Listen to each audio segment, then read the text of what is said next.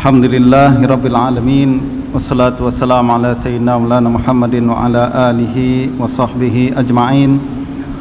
Rabbin fa'na bima 'allamtana wa 'allimna ma yanfa'una warzuqna 'ilman yuqarribuna ilaika ya rabbal alamin. Allahumma faqihna fid din wa 'allimna ta'wil waftah 'alaina futuhal 'arifina bika ya rabbal alamin. Wala haula wala quwwata illa billahil 'aliyyil 'azim. Allahumma inna amsayna nusyhidu wa nusyhidu hamalata 'arsyika wa malaikataka wa jami'a khalqika annaka antallah la ilaha illa anta wahdaka la syarika lak wa anna Muhammadan 'abduka wa rasuluk. Alhamdulillah, segala puji bagi Allah Subhanahu wa taala. Salawat dan salam pada baginda Rasulullah sallallahu alaihi wasallam, juga pada para sahabat dan tabi'in, para ulama, al-amilin. Semoga Allah Subhanahu wa taala menerima amal ibadah kita semua. Semoga Allah Subhanahu wa taala menerima ibadah salat maghrib berjamaah yang baru saja kita laksanakan, dan semoga Allah Subhanahu wa taala memberikan kita istiqamah untuk menjadi hamba-hamba yang terus berbakti kepada Allah Subhanahu wa taala, setia mengamalkan sunnah baginda Nabi sallallahu alaihi wasallam, dan terus meningkatkan ilmu dan pengetahuan kita berkenaan dengan agama Allah Subhanahu wa taala. Tuan-tuan dan puan-puan sekalian yang dirahmati oleh Allah Subhanahu wa taala, pada kesempatan kali ini saya ingin berkongsi sebuah hadis daripada Nabi sallallahu alaihi wasallam yang diriwayatkan oleh Imam Al-Bukhari di dalam kitab Sahih Al-Bukhari.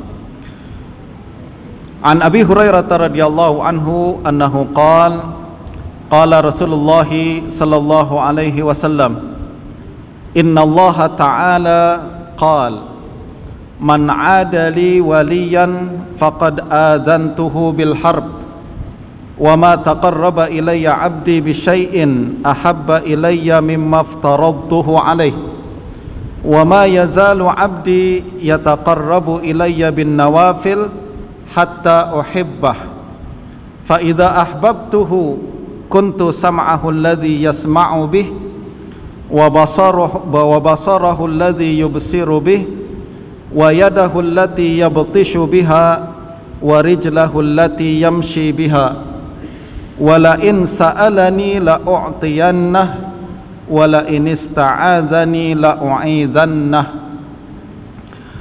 Hadis ini daripada Sayyidina Abu Hurairah radhiyallahu anhu, bahwa baginda Nabi sallallahu alaihi wasallam telah bersabda, Allah Subhanahu wa taala berfirman. Maknanya hadis ini disebut juga sebagai hadis qudsi.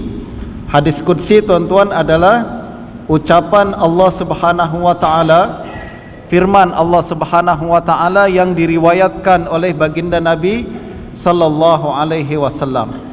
Tak banyak hadis yang termasuk dalam kategori hadis qudsi ni. Tak banyak hadis yang masuk dalam kategori hadis qudsi. Kebanyakan hadis adalah ucapan baginda Nabi sallallahu alaihi wasallam. Akan tetapi terkadang baginda Nabi sallallahu alaihi wasallam menceritakan kepada kita apa yang difirmankan oleh Allah Subhanahu wa taala, namun firman tersebut tidak termasuk di dalam kitab suci Al-Quran. Jadi kalau firman Allah yang terkandung di dalam Al-Quran, kita sudah kenal semualah, masuk dalam kitab suci Al-Quranul Karim. Akan tetapi ada firman-firman Allah yang lain yang tidak termasuk di dalam Al-Quran, dan ini diceritakan juga oleh baginda Nabi sallallahu alaihi wasallam dalam sebuah hadis yang kita sebut sebagai hadis qudsi. Dan hadis qudsi ini memiliki nilai yang sangat tinggi, Dia bercerita berkenaan dengan Allah Subhanahu wa taala, dan kebanyakan hadis-hadis yang berbincang tentang atau menceritakan firman Allah Subhanahu wa taala ini berkaitan dengan nilai-nilai spiritual, berkaitan dengan akhlak dan adab, dan bagaimana kita menjadi seorang hamba yang dicintai oleh Allah Subhanahu wa taala. Nah, salah satunya adalah hadis qudsi yang kita bacakan pada malam hari ini. Hadis qudsi ini tuan-tuan menceritakan tentang perkara yang perlu kita ketahui, disampaikan sendiri oleh Allah Subhanahu wa taala menerusi baginda Rasulullah sallallahu alaihi wasallam. Dan hadis ini adalah hadis yang sangat sahih. Jadi hadis ini adalah hadis yang sangat sahih dan mengandungi nilai-nilai atau pengajaran-pengajaran yang sangat baik. Justru saya rasa kita perlu untuk sama-sama mendalami kandungan hadis tersebut pada malam hari ini. Mari sama-sama kita dengarkan apa yang difirmankan oleh Allah Subhanahu wa taala dan disampaikan oleh baginda Nabi untuk kita semua tahu perkara ini. Kata Allah Subhanahu wa taala, "Innallaha ta'ala qala man 'adali waliyan faqad azantuhu bil harb." Sesiapa yang memusuhi wali aku, maka aku isytiharkan perang dengannya. Oh, ini penting tuan-tuan ya. Permulaan dibuka pun, perbincangan dibuka dengan isytihar perang daripada Allah Subhanahu wa taala kepada siapa? Kepada orang yang memusuhi wali-wali Allah. Ini sekaligus mengingatkan kita, hati-hati, ini perkara yang sangat besar, perkara yang sangat penting. Justru kita kena ambil perhatian, jangan sampai kita terjatuh kepada perkara yang, jangan sampai kita terjatuh tanpa sedar kepada pihak yang memusuhi Allah Subhanahu wa taala. Jangan sampai kita terjatuh dan terjerumus ke dalam satu kumpulan yang diisytiharkan perang oleh Allah Subhanahu wa taala. Jadi perkara ini sangat penting. Kata Allah Subhanahu wa taala, aku isytiharkan perang kepada siapa? Kepada setiap orang yang memusuhi wali-wali aku. Jadi kalau engkau memusuhi wali aku, jika engkau bermusuhan dengan orang yang aku anggap sebagai wali Allah Subhanahu wa taala, maka tanpa sedar sebenarnya kita tengah berperang dengan Allah Subhanahu wa taala. Masya Allah tuan-tuan, kita kelahi dengan jiran je pun kita udah pening kepala, betul tak? Kita kelahi dengan jiran je pun udah pening kepala. Kita kelahi nak rebut-rebut tempat parking pun sudah stres pikiran kita. Apatah lagi kita berkelahi dengan Rabbul Alamin, Tuhan alam semesta. Dia yang memiliki langit dan bumi ini. Dia yang memiliki semua yang ada di atas muka bumi ini. Kalau kita bermusuhan dengan pemilik langit dan bumi, hidup kita akan berada dalam sangat kesempitan. Hidup kita akan berada dalam sangat kesusahan. Justru kita kena ambil perhatian. Kalau kita tidak ingin berperang dengan Allah Subhanahu wa taala, kita ingin berdamai dengan Allah Subhanahu wa taala, maka jauhi perkara ni. Apa dia? Kata Allah Subhanahu wa taala, jangan memusuhi wali aku. Man adali waliyan faqad azantuhu bil harb. Siapa yang memusuhi wali-wali aku, maka dia telah aku isytiharkan perang kepadanya. Soalan kita adalah, siapa yang dimaksud dengan wali Allah ni? Siapa yang dimaksud dengan wali Allah ni? Orang-orang yang tidak boleh, orang-orang yang tidak boleh kita musuhi sama sekali. Sebaliknya kalau boleh kita menjalin hubungan baik dengan orang tersebut. Nah, berkenaan dengan hadis ni tuan-tuan, ada seorang ulama bernama Abu Hazim Salamah Ibnu Dinar, seorang ulama tabi'in yang sangat besar di Madinah dan juga sangat soleh.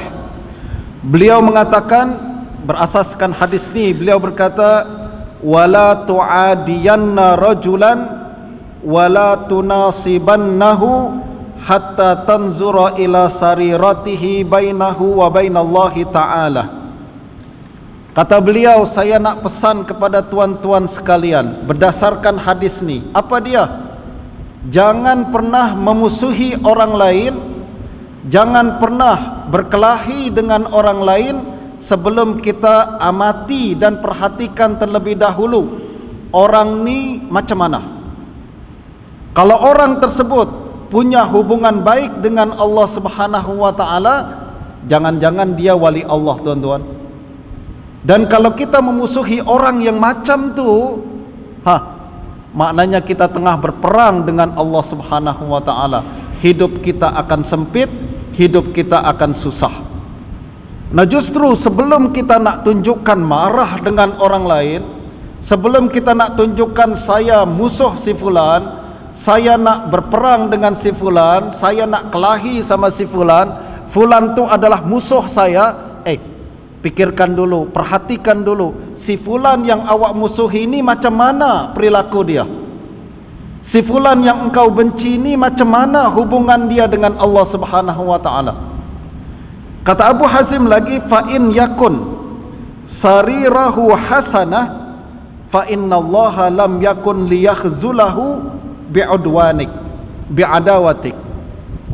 Sekiranya orang yang engkau musuhi tersebut hubungan dia baik dengan Allah Subhanahu wa taala, jangan jangan harap Allah akan menghinakan dia karena permusuhan engkau. Istilah kita, tuan-tuan, kalau kita musuhi orang tersebut dan ternyata orang tu adalah wali Allah Subhanahu wa taala, dia punya hubungan yang sangat baik dengan Allah Subhanahu wa taala, confirm Allah akan bela dia dan musuhi kita. Jadi kalau kita nak musuhi orang pun pikir-pikir dan pilih-pilih. Zaman sekarang orang kalau nak benci sama orang tak pikir-pikir, tuan-tuan, nak marah saja, nak serang saja, nak hentam saja, nak cela saja, nak fitnah saja. Siapa tahu orang tu adalah wali Allah. Kalau nak musuhi orang pun pikir-pikir dulu. Ini kata para ulama. Kenapa? Sebab kalau dia betul punya hubungan baik dengan Allah Subhanahu wa taala, Allah confirm akan bela dia dan musuhi kita. Nah, justru sekali lagi kita diingatkan untuk berhati-hati. Dan kita kembali kepada soalan, kata Allah Subhanahu wa taala, kita jangan musuhi wali Allah. Baik, sami'na wa ata'na, kami dengar dan kami taati. Soalannya berikutnya adalah, siapa wali Allah ni? Ya tak? Siapa wali Allah ni yang tak boleh kita musuhi ni? Yang wajib kita cintai dan wajib kita bela bahkan. Nah, berkenaan dengan wali Allah disebutkan sendiri oleh Allah Subhanahu wa taala di dalam Al-Qur'an. Allah Subhanahu wa taala berfirman, "Ala inna awliya Allahi la khaufun alaihim wa la hum yahzanun." Ketahuilah bahawa wali Allah, mereka tidak akan merasakan ketakutan, mereka tidak akan merasakan kebimbangan. Allazina amanu wa kanu yattaqun. Allah lanjutkan dan Allah jelaskan siapa wali-wali Allah ni. Kata Allah Subhanahu wa taala, mereka adalah allazina amanu. Mereka adalah orang yang beriman, wa kanu yattaqun, dan mereka juga orang yang bertakwa. Jadi wali Allah adalah orang yang menghimpun dua sifat ini. Sifat yang pertama adalah beriman kepada Allah Subhanahu wa taala. Apa yang dimaksud dengan beriman kepada Allah? Maksudnya adalah dia punya akidah yang kuat, akidah yang lurus, mengikut akidah Ahlus Sunnah wal Jamaah. Kata seorang ulama, tuan-tuan, yang betul-betul wali Allah, yaitu Syekh Abdul Qadir Al-Jailani, beliau mengatakan setiap wali Allah adalah orang yang punya akidah yang lurus mengikut akidah Ahlus Sunnah wal Jamaah. Tak ada satu pun orang yang punya akidah menyimpang lalu diangkat menjadi wali Allah. Tak ada. Tak ada orang yang punya akidah menyimpang yang bertentangan dengan Ahlus Sunnah wal Jamaah kemudian menjadi wali Allah. Tak mungkin. Sebab syarat utama menjadi wali Allah adalah allazina amanu. Orang tu adalah punya iman yang tepat, iman yang lurus, iman yang kuat, iman yang bersih, iman yang tidak goyang dengan sedikit pun keraguan ataupun perkara-perkara yang dapat menghalangi kebenaran akidah tersebut. Nah, syarat yang pertama seorang wali adalah punya iman yang betul, punya akidah yang kuat, akidah yang selari dengan Al-Quran, selari dengan as-sunnah, selari dengan ketetapan yang telah ditetapkan oleh para ulama di kalangan Ahlus Sunnah wal Jamaah. Yang kedua, wa kanu yattaqun, selain mereka punya akidah yang sahihah, akidah yang betul, mereka juga punya ketakwaan yang tinggi. Takwa di sini bermakna kesolehan. Selain akidahnya kuat, amal solehnya pun banyak. Punya ibadah yang banyak. Mereka beribadah mengikut sunnah yang telah ditetapkan oleh baginda Nabi sallallahu alaihi wasallam, mengikut ketetapan yang telah diajarkan oleh para ulama kita di kalangan salafus saleh daripada a'immah mazahib arba'ah dan lain sebagainya. Nah, ini adalah syarat yang paling basic berkenaan dengan apa yang dimaksud dengan wali Allah nih.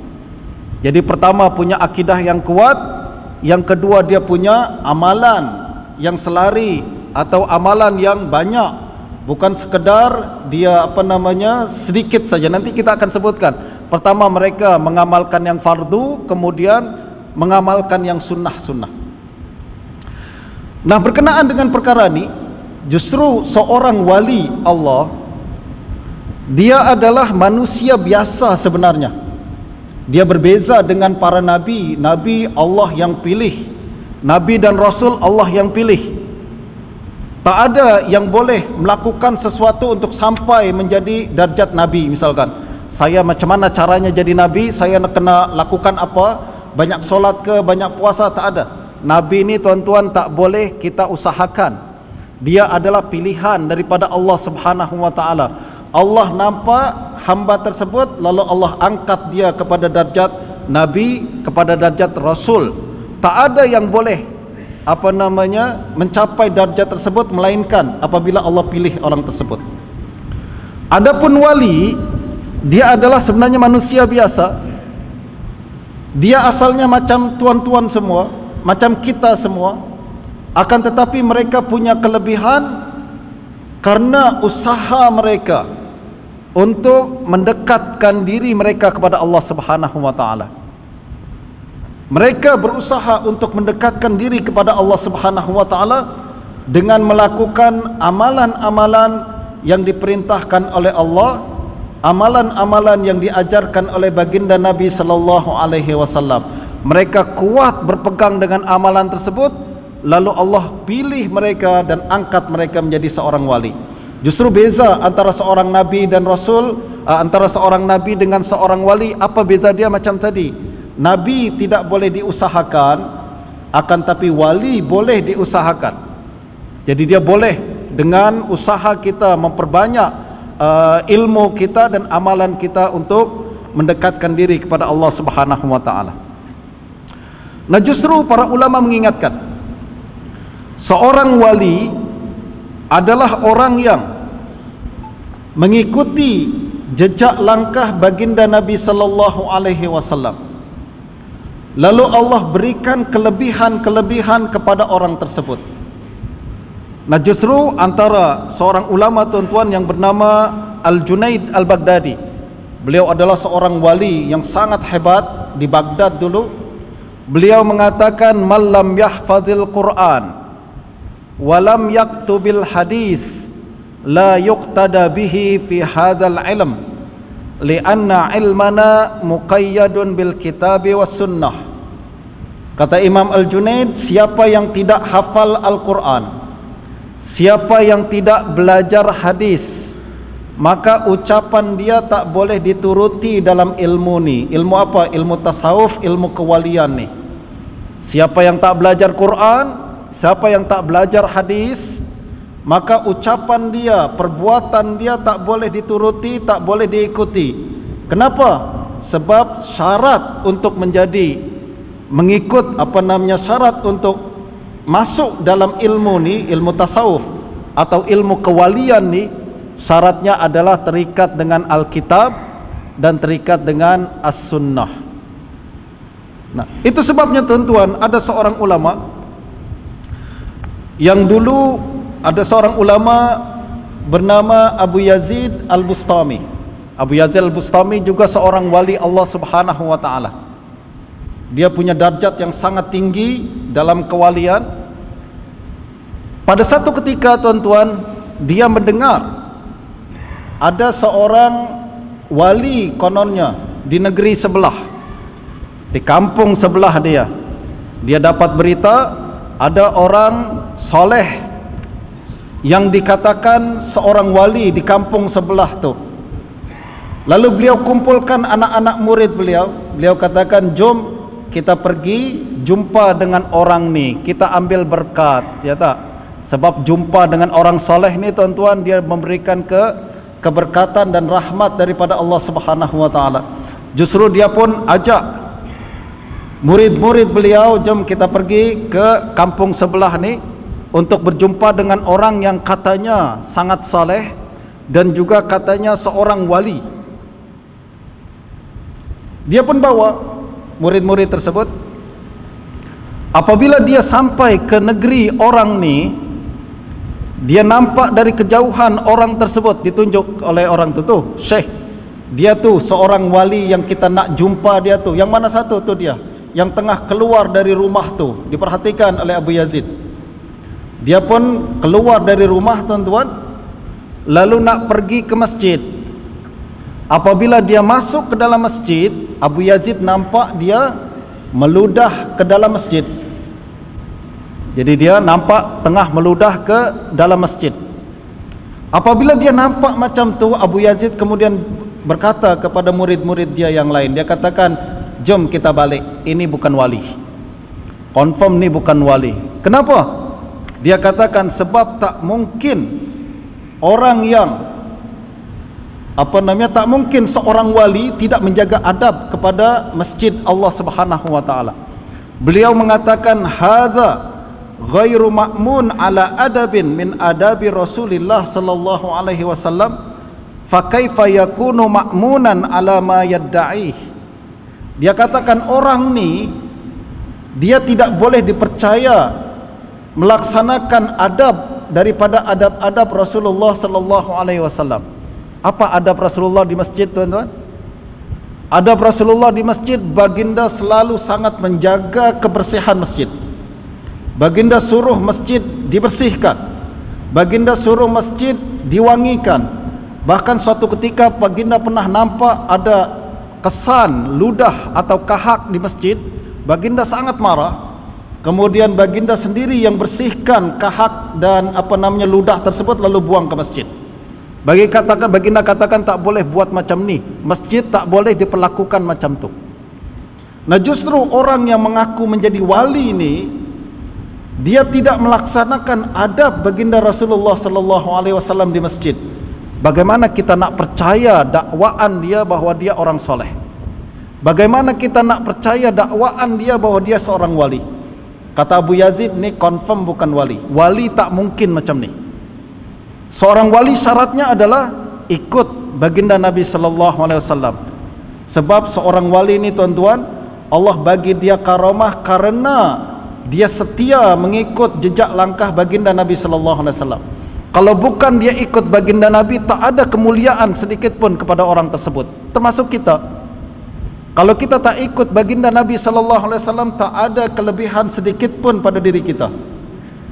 Kita mulia karena kita ikut baginda Nabi. Kita mulia karena kita mengamalkan sunnah baginda Nabi. Kita mulia karena kita ikut adab yang diajarkan oleh baginda Nabi sallallahu alaihi wasallam. Semua manusia sama, wali ke bukan wali sama macam tu. Kalau dia ikut baginda Nabi, mulia. Kalau dia tidak mengikuti baginda Nabi, maka tak ada kemuliaan pada orang tersebut. Nah, ini yang diajarkan oleh Abu Yazid Al-Bustami. Abu Yazid, ulama besar yang sangat saleh, beliau katakan, cemana wali macam tu? Tak mungkin. Wali ini tuan-tuan adalah orang yang sangat ikut adab baginda Nabi sallallahu alaihi wasallam. Justru apabila dia melakukan perkara macam ni, kata Abu Yazid, jom kita balik, ni bukan wali. Ini adalah orang biasa yang mendakwa diri sebagai wali, dan kita tak boleh percaya kepada dakwaan tersebut. Nah, Abu Yazid juga pernah berkata dalam kitab, beliau mengatakan, lau nazartum ila rajulin u'tiya minal karamat hatta yartaqiya fil hawa fala taghtarru bih hatta tanzuru kaifa tajidunahu indal amri wan nahi wa hifzil hududi wa adabi syariah. Abu Yazid juga berkata, sekiranya engkau melihat seorang laki-laki dia mampu melakukan perkara-perkara yang luar biasa, kononnya dia punya karamah sampai dia boleh terbang di atas udara, sampai dia boleh berjalan di atas air, kata Abu Yazid, jangan tertipu dengan kelebihan tersebut sebelum engkau perhatikan sikap dia indal amri wan nahi, berkenaan dengan perintah Allah dan larangan Allah. Kalau dia follow perintah Allah, betul wali. Kalau dia tak ikut perintah Allah, nak terbang di atas langit ke, nak jalan di atas air, jangan heran. Sebab ikan pun boleh berjalan di dalam air, burung pun boleh terbang di atas langit, betul tak? Burung pun boleh terbang di atas udara. Nah, justru jangan heran dengan orang yang macam ni, kata Abu Yazid. Kita kena perhatikan sikap dia, kaifa tajidunahu indal amri wan nahi, dalam perintah Allah dan larangan Allah. Kalau dia ikut semua perintah Allah dan dia tinggalkan semua larangan Allah, mungkin dia wali Allah, mungkinlah. Akan tapi kalau dia menyalahi perintah dan larangan ni, jangan heran dan jangan percaya dengan dakwaan tersebut. Wa hifzil hudud, begitu juga perhatikan sikap dia berkenaan dengan hukum hakam Allah Subhanahu wa taala. Macam tadi, adab di masjid macam mana, adab di pasar macam mana, adab di dengan ibu bapa macam mana, adab dengan isteri macam mana, anak macam mana, adab dengan Quran macam mana.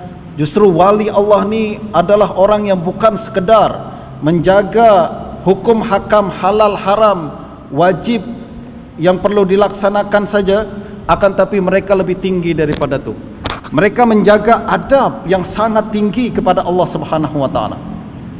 Justru kita boleh nampak tuan-tuan, ada setengah wali Allah Subhanahu wa taala yang Allah angkat dia ke darjat kewalian karena dia menjaga nama Allah Subhanahu wa taala. Ini berkaitan dengan seorang wali bernama Bishr bin Haris Bishr al-Hafi, seorang ulama besar yang ada di Baghdad, seangkatan dengan Imam Ahmad bin Hanbal pada masa itu. Beliau orang yang sangat-sangat saleh. Beliau diangkat, namanya diangkat oleh Allah Subhanahu wa taala. Beliau dijadikan sebagai orang yang saleh dan terkenal hingga hari ini. Kenapa? Sebab pada satu hari beliau nampak ada tulisan nama Allah Subhanahu wa taala yang tengah tergeletak di tepi jalan.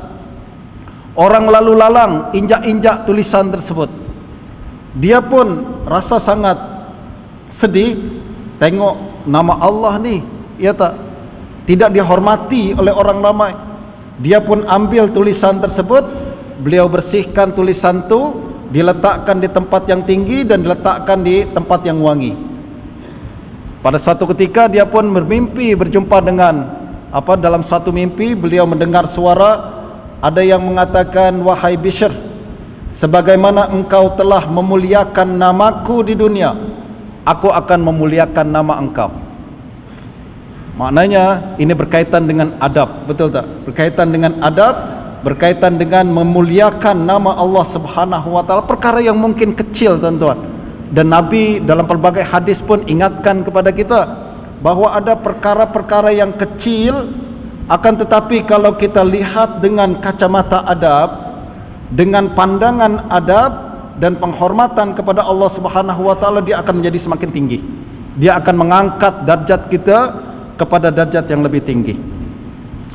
Ada lagi beberapa orang wali Allah Subhanahu wa taala yang Allah angkat nama dia dan Allah abadikan nama dia karena penghormatan dia kepada ibu bapanya. Antaranya adalah seorang tabi'in bernama Uwais Al-Qarni, tuan-tuan. Uwais Al-Qarni adalah seorang tabi'in yang sangat besar. Mulanya tak ada siapa yang kenal dia. Akan tapi baginda pernah berpesan kepada Sayyidina Umar bin Khattab radhiyallahu anhu. Baginda mengatakan, kalau datang orang daripada kumpulan atau suku Qarn, maka carilah seorang laki-laki bernama Uwais. Kata Nabi, sifat dia macam mana? Sifatnya adalah dulu dia pernah punya penyakit sopa. Sopa ni semua kulit dia panau, tuan-tuan ya. Kulit dia punya penyakit kulit seluruh tubuh dia. Lalu Allah sembuhkan penyakit tersebut, yang berbaki hanya sebesar dirham, kecil saja, macam ujung jari kita. Dan dia juga sangat berbakti kepada ibunya. Kalau engkau jumpa dia, kata Nabi, kalau engkau jumpa dia wahai Umar, minta doa dan mintakan dia, suruh dia untuk beristighfar untuk awak. Ini juga menjadi dalil bagi kita untuk boleh minta doa daripada orang soleh, tuan-tuan ya. Mintakan orang tu untuk beristighfar untuk kita, mintakan ampun, minta Allah mengampuni semua dosa kita. Nabi suruh kepada siapa ni tuan-tuan? Sahabat Nabi, seorang sahabat yang sangat besar, Umar ibn Khattab radhiyallahu anhu. Tapi Nabi suruh Umar, kalau jumpa orang ni, minta dia istighfar untuk awak. Benar tuan-tuan, Sayyidina Umar ni duduk di Madinah. Setiap kali datang kumpulan daripada pelbagai negeri untuk melaksanakan ibadah haji dan lain-lain, dia akan tanya, awak dari kumpulan mana? Awak dari suku mana? Kalau mereka mengatakan kami daripada Qarn di Yaman, okey, ada tak seorang laki-laki namanya Uwais di antara kamu? Kalau ada, suruh datang saya nak jumpa dengan dia. Ini khalifah tuan-tuan, khalifah besar, betul tak? Sampailah datang Uwais, jumpa dengan Sayyidina Umar, orang biasa saja. Kalau kita jumpa sekarang ni Uwais, tuan-tuan, duduk di tepi masjid bersama kita, mungkin kita tak kisah pun. Kita nampak macam orang biasa ni, tak ada harga sama sekali. Kereta pun mungkin tak ada kereta, basikal pun tak ada basikal, ya tak? Pakaian pun mungkin pakaian yang lusuh biasa saja. Tapi ingat, Allah tidak memandang kepada pakaian dan penampilan. Kita memandang muka dia bersih ke tak bersih. Orang ni sebelum kita hormati pakaian dia macam mana, dia datang pakai kereta apa tadi, kan? Kita hormati mengikut kereta dia, kita hormati mengikut baju dia, kita hormati mengikut selipar dia, ataupun mengikut pakaian yang dia pakai. Tapi itu pandangan manusia. Wali Allah mungkin tidak memakai itu semua. Wali Allah mungkin tak pakai kereta tu. Tapi ingat, kalau engkau musuhi dia, Allah musuhi kita. Kalau kita marahi dia, Allah marah kepada kita. Kalau kita sakiti hati dia, Allah nyatakan perang kepada kita. Justru kita kena hati-hati. Nah, apabila Sayyidina Umar jumpa dengan Uwais, dan Sayyidina Umar nampak pada diri orang tersebut semua sifat-sifat yang disebutkan oleh baginda Nabi sallallahu alaihi wasallam, Sayyidina Umar pun berkata, istaghfirli, wahai Uwais, tolong mintakan ampun kepada Allah untuk saya. Kata Uwais, ya Allah Sayyidina Umar, sepatutnya saya yang minta.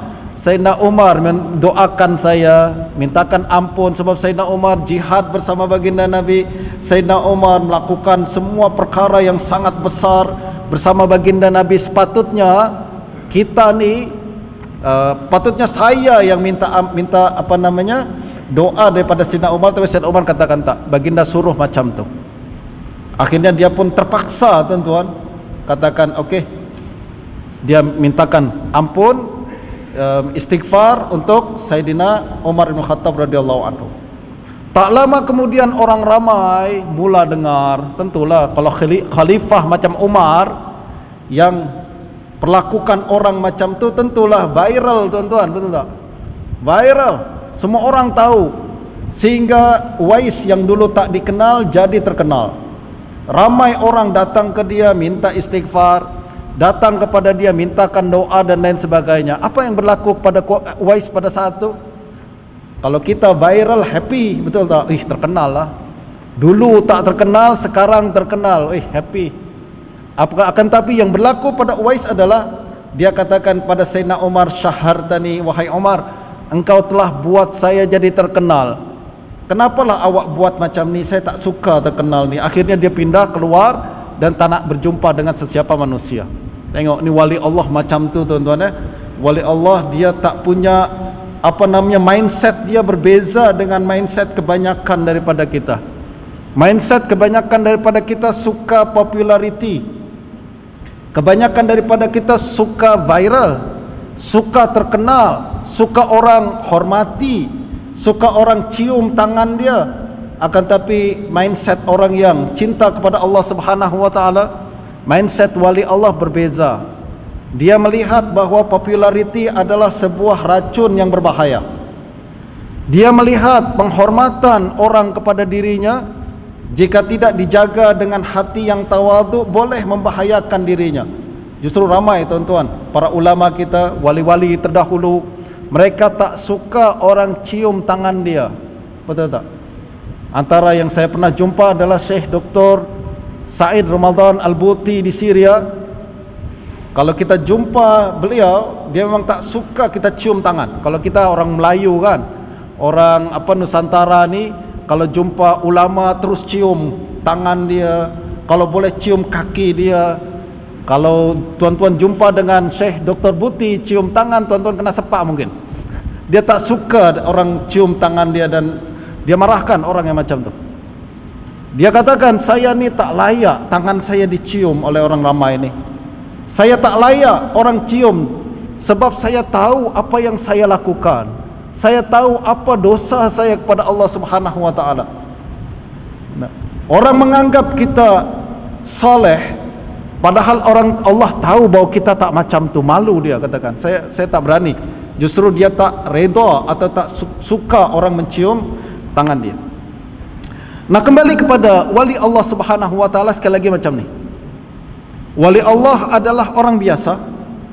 Dia boleh sesiapa saja yang kita jumpa di luar sana. Dia boleh orang yang mungkin kita nampak tak ada harganya, tak ada kedudukannya, akan tapi kalau dia meminta kepada Allah Subhanahu wa taala, Allah akan kabulkan dia. Nah, orang yang macam ni tuan-tuan, yang kita kena jaga-jaga. Orang yang macam ni yang kita kena hati-hati. Jangan sampai kita sakiti hati dia, jangan sampai kita lukai perasaan dia, walaupun dengan kata-kata ataupun dengan sindiran ataupun dengan lirikan mata. Kadang kita melirik orang lain pun ada makna, betul tak? Kita nampak ada orang lekeh sangat, ada orang yang tak ada harga sama sekali, orang yang tak punya kedudukan sama sekali. Dia datang, kita tak indahkan. Dia bercakap, kita tak dengarkan.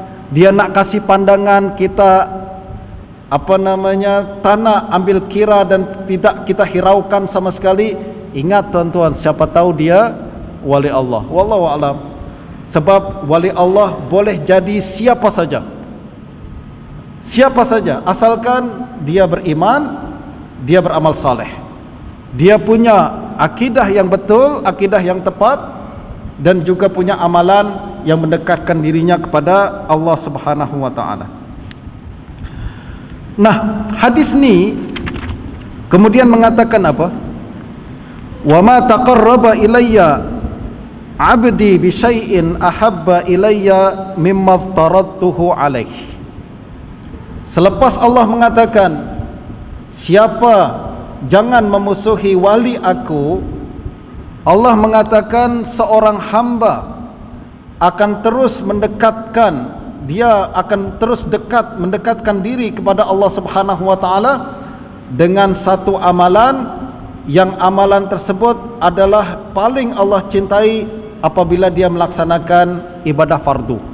Ini bermakna hadis ini menjelaskan kepada kita, kalau kita nak sedikit demi sedikit mencapai darjat wali Allah, ada tak peluang tu? Ada. Bagaimana caranya? Pertama, laksanakan perkara-perkara yang difardukan oleh Allah Subhanahu wa taala. Ini adalah darjat yang paling rendah. Tak ada seorang wali yang tidak melaksanakan fardu. Bahkan tadi kita mengatakan tak melaksanakan yang sunat pun, tak melaksanakan yang adab pun, orang tersebut tak mungkin jadi wali, betul tak? Apalagi dia tidak melaksanakan yang fardu. Tak mungkin ada seorang wali yang tidak melaksanakan perkara yang Allah fardukan. Sebaliknya, kalau kita ingin mendekatkan diri kepada Allah, langkah yang paling pertama dan paling basic adalah perbaiki perkara-perkara yang fardu. Jangan kita beralih kepada perkara-perkara yang lain, yang sunat-sunat, sebelum yang fardu kita sempurnakan. Apa dia perkara-perkara yang fardu? Banyak, tuan-tuan. Berkenaan dengan hubungan kita dengan Allah Subhanahu wa taala, yang fardu adalah solat 5 waktu, itu fardu. Wajib kita jaga. Kalau kita nak mendekatkan diri kita kepada Allah dan kita ingin sampai kepada satu darjat di mana Allah menganggap kita atau mengangkat kita menjadi seorang wali dan kekasih Allah Subhanahu wa taala. Nah, itu hubungan kita kepada Allah. Kita laksanakan yang fardu. Lalu kemudian kita laksanakan puasa yang fardu. Ramadan jangan sampai kita tinggalkan, betul tak? Kalaupun kita tinggalkan, kita kena qadha dan bayar kalau ada uzur dan lain sebagainya. Berikutnya lagi, termasuk yang fardu adalah sebagai seorang manusia, kita kena menjaga hak-hak sesama manusia.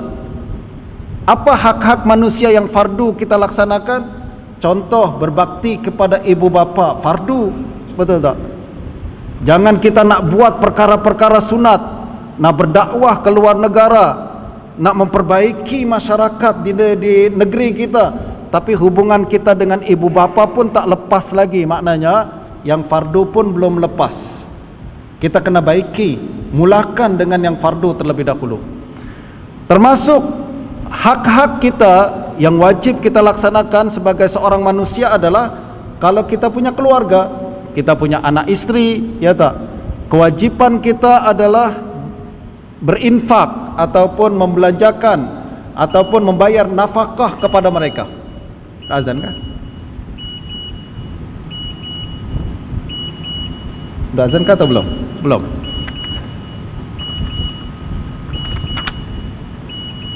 Oke, kita lanjutkan lepas ni lah. Okay.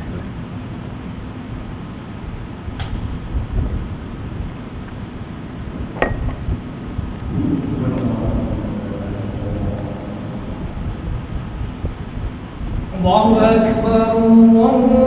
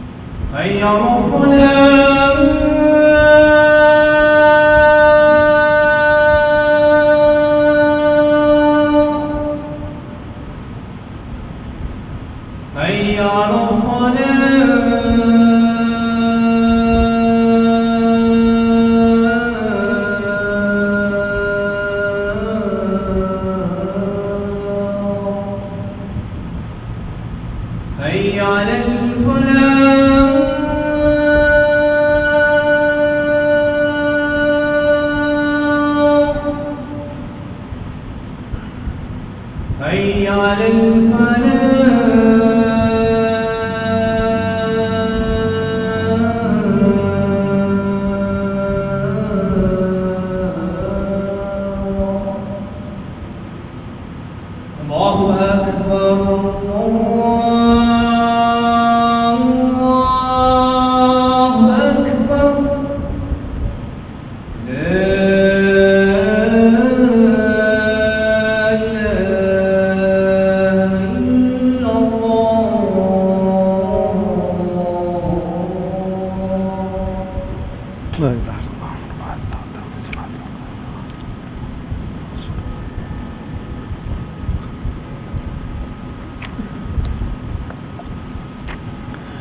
Bismillahirrahmanirrahim. Alhamdulillah rabbil alamin. Wassalatu wassalamu ala sayyidina Muhammadin wa alihi wa sahbihi ajma'in.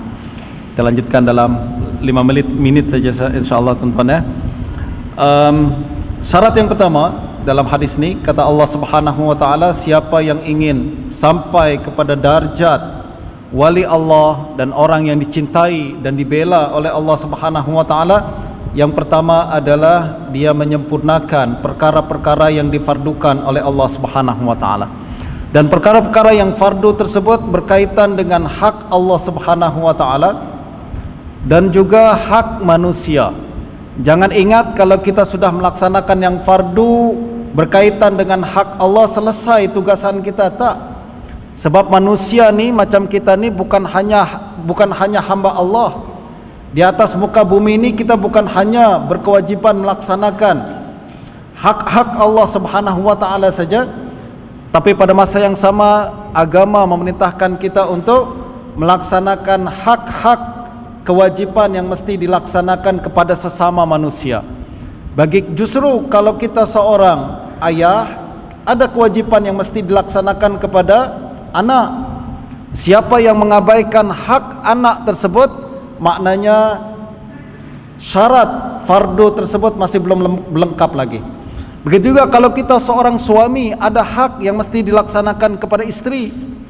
Justru walaupun solat kita sempurna, tak pernah lepas solat berjamaah, tapi pada masa yang sama kita abaikan hak istri kita, maka darjat atau pelaksanaan kewajiban tersebut masih belum sempurna lagi. Dan begitu seterusnya. Kata Allah Subhanahu wa taala seterusnya adalah, wa ma yazalu 'abdi yataqarrabu ilayya bin nawafil hatta uhibbah. Selepas orang tersebut selesai boleh menjaga dan melaksanakan yang fardu dengan baik, dia boleh terus naik kepada darjat-darjat yang lebih tinggi apabila dia melaksanakan perkara-perkara yang sunat. Nah, perkara yang sunat ini pun terbagi kepada hak Allah dan hak manusia juga. Ada hak Allah tadi, misalkan solat, ada yang fardu, ada yang sunat. Hak manusia pun macam tu. Ada yang fardu, misalkan kita membayar atau memberikan nafkah kepada istri kita. Pada masa yang sama ada perkara-perkara sunat yang boleh kita bagi kepada orang-orang tertentu walaupun dia bukan kewajipan kita. Orang tersebut misalkan dia bukan istri kita, orang tersebut bukan anak kita, bukan tanggungan yang wajib kita bayar haknya, tapi kita bagi dia dalam bentuk sedekah, itu sunat. Semakin banyak yang kita buat perkara sunat ni, kata Allah Subhanahu wa taala, aku akan mencintainya. Orang tersebut akan sampai ke satu darjat di mana Allah sangat cinta kepadanya. Apabila orang tersebut telah sampai kepada darjat Allah cinta kepadanya, ada tanda-tanda kata, ada tandanya. Ada ciri-cirinya, ada ciri-ciri orang yang dicintai oleh Allah tu macam mana? Disebutkan dalam hadis ini, fa idza ahbabtuhu kuntu sam'ahu alladhi yasma'u bih.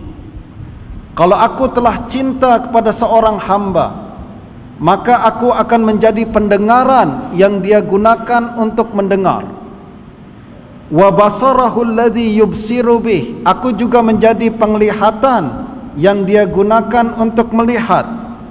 Wa yadahu lati yabtishu biha. Dan aku akan menjadi tangannya yang dia gunakan untuk bekerja. Wa rijlahu allati yamshi biha. Dan aku akan menjadi kakinya yang dia gunakan untuk berjalan. Apa maksud perkataan ni? Bagaimana Allah Subhanahu wa taala boleh menjadi pendengaran dia, boleh menjadi penglihatan dia, boleh menjadi tangan dan kaki dia?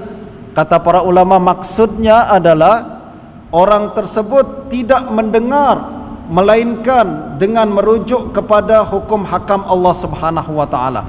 Mana yang halal didengar dia dengar, mana yang haram didengar dia akan jauhkan.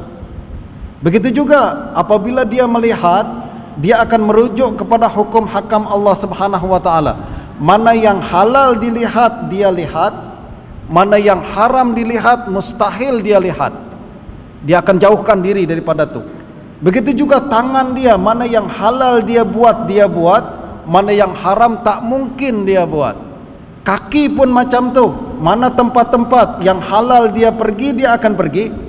Mana tempat-tempat yang haram dia pergi, tak mungkin orang tu pergi. Justru maksudnya apa tuan-tuan? Maksudnya apabila orang ni telah sampai kepada darjat Allah cinta dia, kekasih Allah Subhanahu wa taala, atau dalam istilah lain tadi wali Allah Subhanahu wa taala, apa ciri dia? Pendengaran terjaga. Tak mungkin dia dengar perkataan-perkataan yang haram. Justru mustahil ada seorang wali nak dengar orang gibah, mengumpat, mustahil. Dia tak akan boleh dengar mengumpat. Kenapa? Tak boleh tahan. Tak boleh tahan. Macam kalau kita duduk di tepi sampah dan najis, kita tak akan boleh duduk di tempat tu. Kenapa? Tak boleh tahan bau busuk tu. Kenapa? Indra kita indra yang masih sehat lagi. Begitu juga apabila orang yang hati dia dan darjat orang ni memang dicintai oleh Allah Subhanahu wa taala, dia tak akan boleh tahan dengar perkataan-perkataan yang haram.